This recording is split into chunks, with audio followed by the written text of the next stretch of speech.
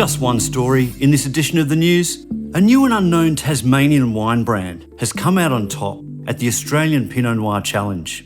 The 2020 Ossa Pinot Noir scored 96 points, winning the Best of Region trophy for Tasmania and the top wine of the show, judged against Victorian stalwarts like the Yarra Valley's Giant Steps and Paringa estate in Mornington Peninsula.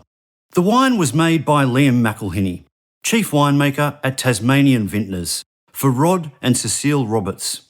They created the Ossa Wines label this year, having purchased the Belbrook Vineyard in Cranbrook on Tasmania's east coast in 2017. I asked David Bicknell, chief judge of the Australian Pinot Noir Challenge, whether the company or vineyard were on his radar. No, in fact, I don't know of anyone who's heard of them, on the mainland at least. So, a bit of a revelation. Yeah, I've just actually done some Googling and I can't even see where the wine is if anyone would want to buy it. So sounds like it must be early days for the brand. Yeah, but I like that. It's a little bit enigmatic, and it makes me think of Jimmy Watson's in the past, where, these sort of randoms would just sort of lurch out of nowhere and take people by surprise. And I think that's a good thing. Tell me about the winning wine.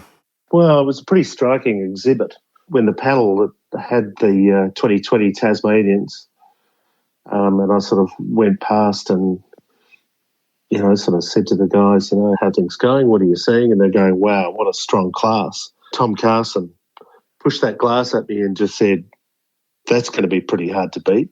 It was just one of those wines that had everything going on: freshness, fragrance, depth of flavour, colour, just sort of glided across the palate. It was a wine with pretty much everything, such a compelling wine. And it stood out in a very strong class. I don't think there's any doubt that the 2020 Tasmanian Pinots are the strongest set of wines, I think, from all the Pinot regions. In recent memory in Tassie, you think it stands out against other Tassie vintages? Well, I do. And I think one of the other things that we're seeing, like this wine, the emergence of new players in there. And so we're seeing more wines coming out of Tasmania, and that's always a good thing. And I think that once upon a time it was really, the roost was ruled by a fairly small number of producers, and a lot of the wines were made in the same places. And there's been, a logical expansion of smaller players coming into it, their own take on making Pinot. And so I guess it was always going to happen that there would be more and more good wines coming up. And of course, the other key thing with Pinot Noir is that it's a variety that responds best with increased vine age. So as the vineyards are maturing, then we're seeing more good vineyards and more good wines. And I think that that's actually a lesson with the wines that came out of Western Australia, just as a little divergence there. But again, vine age is starting to play a part over there. So we're seeing some significantly better wines coming out of Western Australia, which is always great to see. You mentioned about vine age playing a role. Is it also about know-how as well, and people kind of understanding their sites and understanding that, they're not trying to make a wine from Burgundy, they're trying to make a wine that expresses that local site? Absolutely. And I think one of the important things in the last 20 years in particular has been another association which I am involved with, which is called the Victorian Pinot Noir Workshop, which is a producer-only group where we look at unfinished wines every year, and it's real sort of gloves-off stuff where nobody knows what the wines are, and it's a very confronting review from your peer group. And I think that association has really helped Pinot Noir producers in the country in general. That with the vine age thing has really changed things for us in this country. There's no doubt that when you have your own piece of land and you really focus on it, I think the winemaking technique perhaps tends to fall into the background a little bit. Pinot Noir it's a grower pursuit, I think. We're wine growers rather than winemakers. I think that's true for Pinot, absolutely. Some interesting stats that Kerry shared with me this morning that, just at the rate of growth of Pinot in Australia and consumers are really loving it, which is obviously great to see. Yeah, well, Pinot Noir, it's really table wine in the true definition of what that is. It's cuisine friendly across, a multitude of types of cuisine. It gives you a sense of lightness, even though it isn't. It's a fully flavoured and multi-dimensional variety. So it would make sense in a country like this that Pinot Noir would do well. And the only reason it's coming from a long way back is that we've been a country that's negligent of really introducing other varieties. And so while we've had Pinot in the country since, 1830s or earlier, it had never really taken off. And it probably parallels the uptake of cooler climate vineyard planting in this country, which is really since, almost since the 80s, rather not even the 70s. There was only a handful of producers really doing it.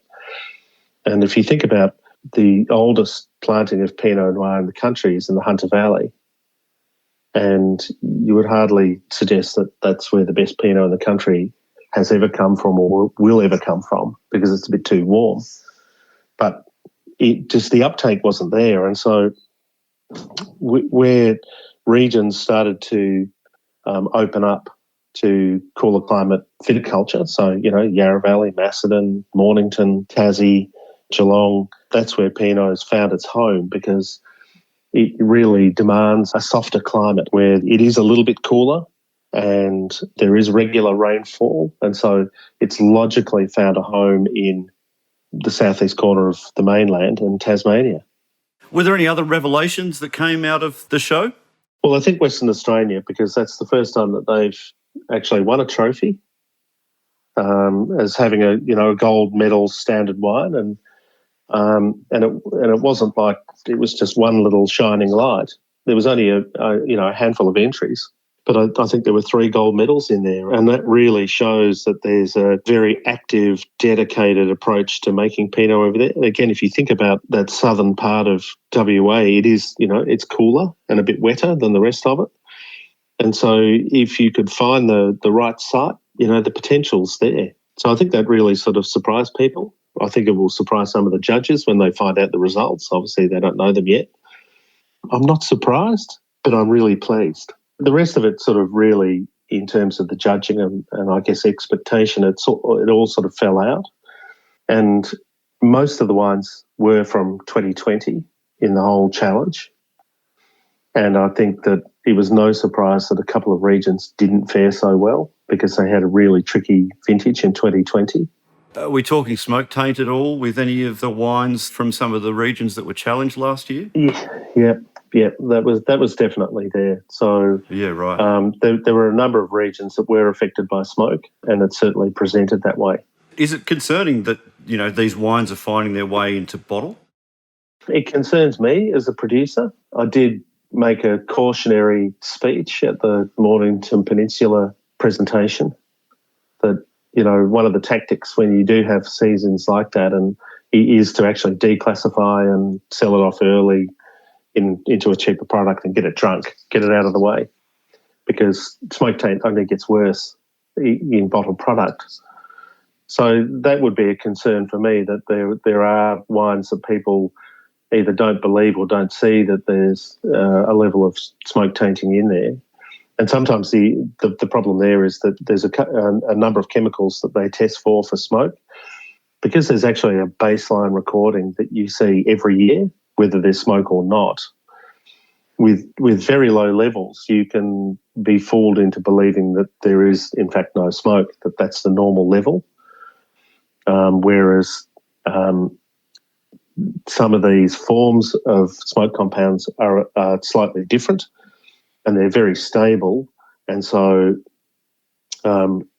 as the wine sort of matures in bottle, those smoke characters become stronger and stronger. Right.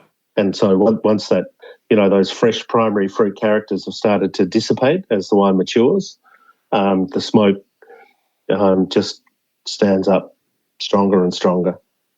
So I think people need to be very cautious about that. I do know of one of the regions where there were some smoke issues. I know of one producer who had done that, declassified everything. But I guess, this is where individual companies have to, they'll know who their customers are. They'll know what their customers expect. There's a really wide or broad range of perceptions that are there. So all the measurements that have been done on this, some people can detect 1 microgram of guaiacol compounds in a wine that's smoke-derived.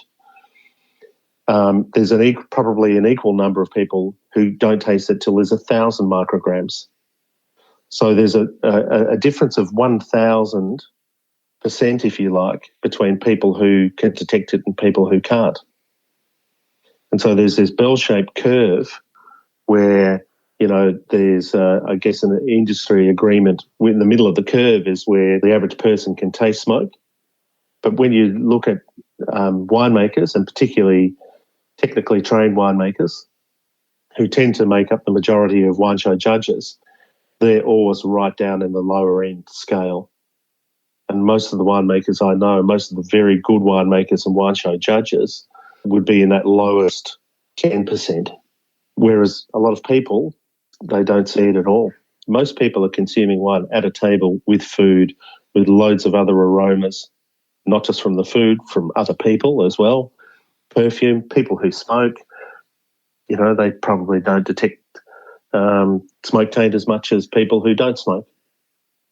So, again, wine shows are very clinical, and we have to be really careful about not overtly criticising our fellow producers over these things, because it may not matter in a lot of cases.